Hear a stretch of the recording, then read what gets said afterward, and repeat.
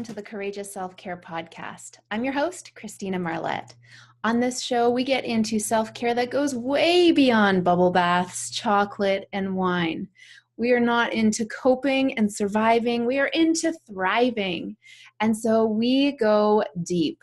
It's self-care that takes courage. It gets uncomfortable. Often you need a guide for it. And the benefit is that it changes your life for the better. I know from personal experience. Be sure to stick around until the end. I've got a free gift for you. So if you have been waiting with bated breath for our next foundation of courageous self-care, hooray, the day is here. And if you're brand new, oh, you're lucky. You don't have to wait. So we're moving into Courageous Self-Care Foundation number 4. There are 12 altogether. Each month, we take a deep dive into one foundation so that you can immerse yourself in the ideal that will give you more energy. So all of these foundations are based on ways that we tend to drain our energy without even knowing it, that leaves us running on empty and not able to give in the way that we want. So, Courageous Self-Care Foundation number 4 is something I call freedom through forgiveness. Forgiveness is a powerful thing, and freedom is an ideal that we absolutely want to be in the energy and vibration of. So that is what we're going to be exploring this month. What I love to do when we introduce a new topic is really explore and become curious about the words. Words are so powerful. Each word carries its own energy. And for each person, it carries a lifetime of experience and information. So to make sure that we're on the same page, we're going to explore these words. So first of all, what is freedom? I took some time to look up the dictionary definitions and also the history of the word. So freedom is the state of not being imprisoned. It's also the state of not being affected by a particularly undesirable thing. So those definitions give us the opposite of the negative. Freedom is somewhat of a vague concept, really, if we can only define it by what it's not. It came from, the origins of the word freedom are really interesting. The one original meaning is peace. And we're going to get into some action-oriented practices later this month, I'm going to share with you, on how you can achieve peace by practicing forgiveness. Also, freedom is the power of self-determination. So you get to decide for yourself how you're going to react and feel and show up in the world. If that's not true power, I don't know what is. Freedom is also openness in speech or behavior. Acting with an open heart in your words and in how you treat other people and in how you allow yourself to be treated. These are very big ideas. And the oldest definition or the oldest source of the word freedom that I could find was the meaning of connection to other people through bonds of kinship and affection. So isn't that interesting? Freedom, what we really desire out of freedom is actually connection to others, either through kinship or affection. And a lot of that came out of slavery. So you can see some of those definitions came out of the opposite of not being imprisoned, or the opposite of being imprisoned, I guess. And peace and being able to make your own decisions, self-determination. The interesting thing is at least where I live, we don't have slavery, outright slavery, and yet we imprison ourselves with our thoughts. We can become slaves to our beliefs. We can become slaves to how we treat ourselves, to our habits that don't serve us.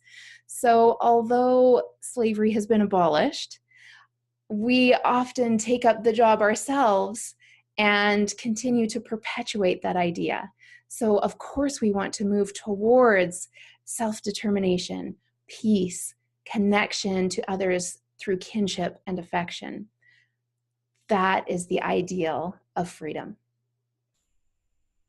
Now, what is forgiveness?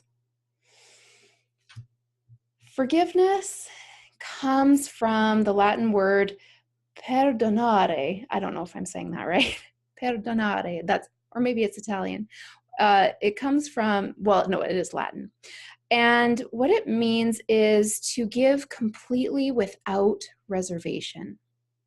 To give completely of yourself. That sounds a lot like love as if you've never been hurt, wouldn't you say? Forgiveness also originated from the idea of renouncing anger at someone or pardoning for an offense. This one I really feel is powerful. Forgiveness is to give up the desire of the power to punish. So often when we feel like we've been wronged, there is a part of our instinct is that we want to get even, or we want justice. We want the other person to suffer as much as we have. Forgiveness is releasing that. So when we talk about those heavy things, the desire to punish someone else, the anger at someone else, feeling that you have been wronged, can you feel as you listen and imagine maybe those situations for yourself, the energetic weight of that? It's heavy. And so what happens is we have these, it's kind of like invisible strings or invisible weights that continue to pull on us and weigh us down, taking energy that we could give elsewhere for good, but just zapping it without us even knowing. This is a hidden energy drain. When we hold on to blame and resentment and anger, it is imprisonment. And so when we have the courage to forgive, it frees up that energy so much that then you can use it with your own self-determination. You get to decide how you use that energy that is no longer being drained out. Doesn't that make you want to forgive and to let go and experience freedom? Sure does for me. So, separately, freedom and forgiveness are both very powerful concepts. But when we combine them, ooh la la. So freedom plus forgiveness equals a form of courageous self-care. Forgiveness is not for the other person. Of course, it does help, but forgiveness is actually a gift you give yourself. Forgiveness is a gift you give yourself. And the result, once you unpack that gift, is freedom, the ability to use your energy how you want, the lack of imprisonment, peace, true connection, letting go of that anger. That is very worthwhile self-care. So much more worthwhile and long-lasting than eating some chocolate to cope with having low energy, wouldn't you say? The last thing I want to mention about forgiveness today is that, and freedom, is this idea I heard a long time ago, and perhaps you've heard it too, but it bears repeating.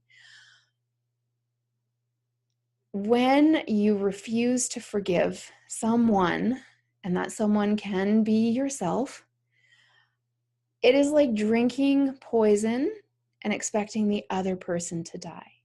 Holding on to a grudge, blaming someone else, wearing the very heavy armor of being a victim is like drinking poison and expecting the other person to die.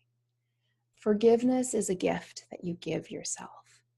And I'm so looking forward to getting into some simple yet powerful action-oriented strategies that will help you gain a deeper understanding of forgiveness and to start practicing it in your own life. If you already are practicing it, fantastic. Forgiveness is not a one-time thing. It is a lifelong journey. And the benefit, of course, is that freedom on the other side. And once you get a little taste of that freedom, our desire for it increases because it is so nourishing. Thank you for sticking around. I hope that was helpful and interesting for you. The gift I want to give you today is a resource I created called the Self-Care Style Quiz. It's a quiz where you can go and find out how you're doing with self-care. Are you just in survival mode and coping and using a bottle of wine as your best friend?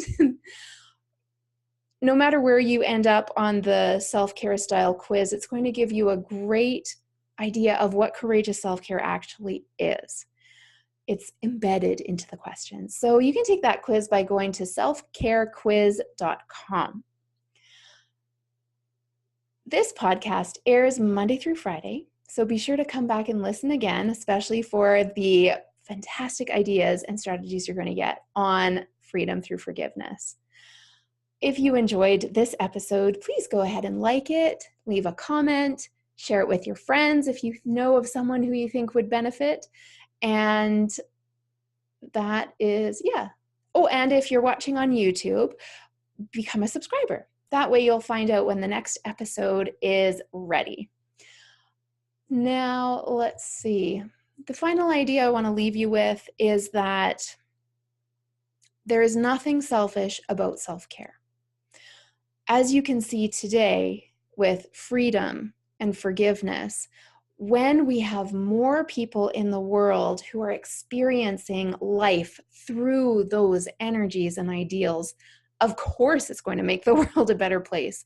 And who better to start with than you? The only person we can truly change in our lives is ourselves. But when we take action to prioritize our own well-being, we are also giving other people around us permission to do the same thing. There's nothing selfish about that.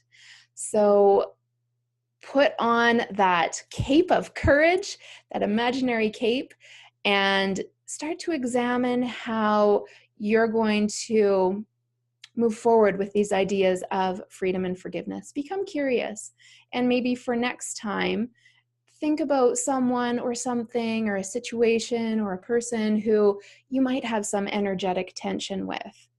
And soon I'll be sharing with you the strategies on how to break free of that imprisonment and move into a life of freedom. Thank you so much for listening. I look forward to connecting with you again next time. Bye-bye for now.